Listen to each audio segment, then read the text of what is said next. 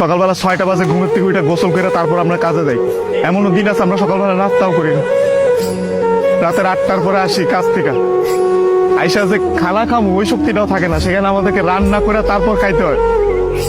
আমাদের কোনো ছুটি নাই। একদিন আমরা ছুটি পাই, ওই দিন আমরা ঘর গোছাইতে, কাপড় ধুইতে, এটা সেটা করতে করতে চলে যায়। কাপড় ধোয়ার জন্য যে মানুষ রাখবো, মানুষ রাখলে তো টাকা যাবে, বেতন দিতে হবে ওদের। ওই টাকাটা বাসায় আপনাদেরকে পাঠাই, তারপর ওইটা দিয়ে আপনারা ফুটা দিবেন। আর এই যে ইস্ত্রি করা, এই যে ভাজ আলা কাপড় বেরা ঘুরেন। আর এই যে কাপড়, আমরা কাপড় পরতে পারি না ওইখানে। এই যে এখানে দেখেন না ভালো ভালো কাপড় পরে ঘুরতেছি, এটা খালি আব্বা আম্মা আত্মীয় স্বজন দেখে ভাবে যে পোলা অনেক সুখে আছে। ওখানে তো জামা কাপড় পরার টাইমই পাই না আমরা। কখন জামা কাপড় পরবো? সারাদিন তো ইউনিফর্ম পরেই থাকা লাগে।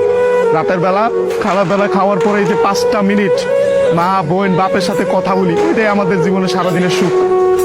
সারাদিন কষ্ট করে ওই যে 5টা মিনিট মায়ের সাথে কথা বলবো, এটার জন্য 16 ঘন্টা 18 ঘন্টা করে আমাদের চাকরি করা হয়।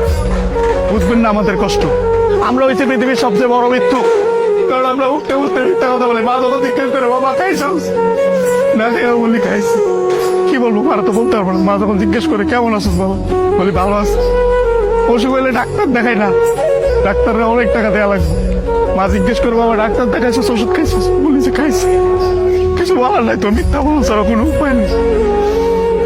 আমাদের মতো মৃত্যু কার কেউ নেই। আমাদের কোনো ঈদ নাই ভাই, ঈদ করেন আপনারা। আমরা সেবাই পোলাও পরবা খাইতে পারি না। সকালবেলা উইটার নামাজ পড়তে গিয়ে আইসা বন্ধুরা একজন আরেকজনের জড়াতে না কান দি। আর মা বাপ নাই, কি ঈদ করবো? ঈদ তো করেন আপনারা। আমি আমার মার চেহারা 5 বছর ধরে দেখি না। 5 বছর পরে আমি দেশে এসেছি। যেই ছেলে মায়ের হাতে খাবার না খেলে পেট ভরতো না, ওই ছেলে মায়ের চেহারা দেখি না 5 বছর। ঈদের সময় জিজ্ঞেস করে বাবা কাপড় সময় কিনছিস, বলে কিনছি, কিন্তু কিনি না। 5 বছর ধরে 1 মাস পরে ঈদ করতেছে। আর আপনারা নতুন নতুন জামা কাপড় পরেন, জুতা কিনা লাগবে, এটা কিনা লাগবে, সেটা কিনা করে, এটা তো করে, এটা তো সব ধার খরচ করে দেয় আপনাদের ঈদ করার জন্য। খুব ইচ্ছা করে ঈদের মধ্যে চলে আসে, কিন্তু ছুটি পাই। 5 বছর পরে ছুটি পাইছে। আপনি তো বলেন জুয়া খেলে, মেয়েবাজি করে, এগুলো স্বপ্ন, এগুলো স্বপ্ন, এগুলো আপনারা করতে পারেন, আমরা তো চিন্তাও করতে পারি না।